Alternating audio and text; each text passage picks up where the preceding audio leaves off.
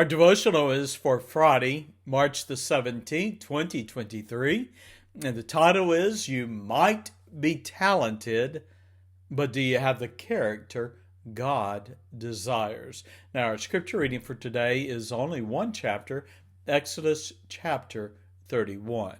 Well, we're continuing our study in Exodus, and we find Moses concluding his appointment with the Lord on Mount Sinai. Now, he had received the design dimensions of the tabernacle and its various pieces of furniture to be constructed and used in Israel's daily worship, as well as the description of the garments to be stitched and embroidered for the high priest. Now, the tabernacle, its furniture, the holy place, the Ark of the Covenant, the brass altar, all the various implements were central to Israel's worship and daily offerings. Now, because they were to be sanctified and dedicated to the Lord as holy, there was great care that was taken in their manufacturing and the selection of the craftsmen. Two men, in fact, are named in our passage today, and these men served as the lead artisans, or you might would say the craftsmen, in manufacturing the tabernacle and its furnishings. Notice with me then Exodus chapter 31 and verses 1 through 11. And here we have the craftsmen chosen to serve the Lord. Now, after God had dictated the design and the creation of the tabernacle and its furnishings, he then ordained workers by name whom he chose to labor in producing them. Now, the first was, and I may have this pronunciation somewhat incorrect, but let's give it a try.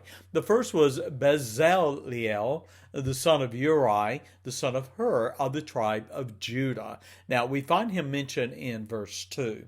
And then verses 3 through 5 describe this man, this skilled artisan chosen by God. And he says, I have filled him with the Spirit of God in wisdom and in understanding and in knowledge and in all manner of workmanship. Then we come to the second craftsman. He is mentioned in verse 6. And again, I might mispronounce here, but the second craftsman, Aholiab, the son of Ahisamach, of the tribe of Dan. Well, he was appointed to be the assistant to Bezaleel. Verse 6. Now, he is named among those that are described as wise-hearted, and in whom the Lord declared, I have put wisdom that they may make all that I have commanded. Interesting, God is the imparter of skill and wisdom here. And then you'll notice in chapter 31 in verses 7 through 11, an inventory of the articles required for the tabernacle. The Lord tasked Moses with employing craftsmen and artisans who would work with those skilled men that we've already named. And it would be their task to make items used in worship and offering sacrifices. And then Exodus 31 verses 12 through 18, even as the Lord is giving Moses the names of the workers, the tasks that they are expected to perform, we also come to just a brief parenthesis, if you would, in this study, where again the Sabbath day and its meaning are mentioned beginning in verse 12 and going through verse 18. And so here we have where the Lord commanded Moses to teach Israel to keep the Sabbath, and I'm going to quote now, as a sign between him and Israel throughout your generations, that you may know that I am the Lord that doth sanctify or set apart you. Verse 13. Now, knowing the temptation to be zealous in his work, or in the work he had given the chosen craftsmen, the Lord instructed Moses to remind them, 6 days may work be done, but in the seventh day of rest, holy to the Lord, whosoever doeth any work in the Sabbath day, verse 15, he shall surely be put to death. And then verse 16 is a sign of his perpetual covenant with Israel. Verse 16, we read that the people were commanded, and I quote, to keep the Sabbath, observe the Sabbath throughout their generations.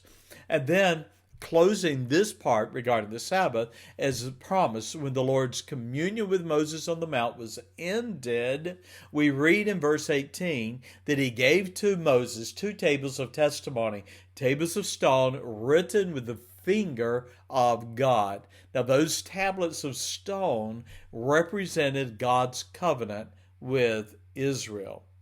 Well, a closing thought for you today. And it is, what spiritual lessons can we then take from this study?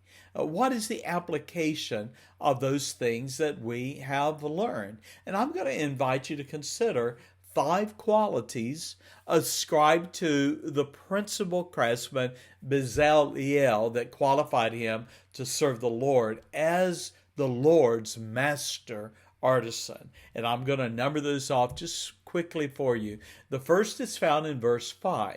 He was a talented craftsman in all manner of workmanship, of skilled laborer. Verse 3 also, we were reminded he possessed spiritual qualities that made him supremely qualified to produce articles to the Lord, deemed holy and sanctified. In verse 3, we read that he was identified as a man filled with the Spirit of God, and thereby he was sensitive to the will of God and his leading. The fourth quality of this craftsman is also that he was numbered among men who were blessed, and I'm going to quote, in wisdom and understanding and in knowledge, verse 3. And then finally, the fifth quality, he possessed not only the talents and the aptitude for the task to which he was called, but he was also committed to obeying the Lord in the design. Well, here's an application today. It has been said, people do not care how much you know until they know how much you care. And that was especially true of the Lord. He knew the talents and the skills of the 2 craftsmen that he had chosen. However, it was their spiritual character that made them supremely qualified to serve him. And so that leaves me with a question for you. What about you? You may have valuable talents and skills and even be considered gifted, but do you have a heart for the Lord? Are you filled and sensitive to his Spirit? After all, that is the kind of man or woman God chooses to serve him. Here's the lesson. God was interested in getting the job done and the character of those who served him. That's a wonderful lesson for us as believers and for the church, to not just take someone who is talented and put them to work, but to realize character does matter. God bless you. Thank you for joining me for this Heart of a Shepherd, and bye-bye.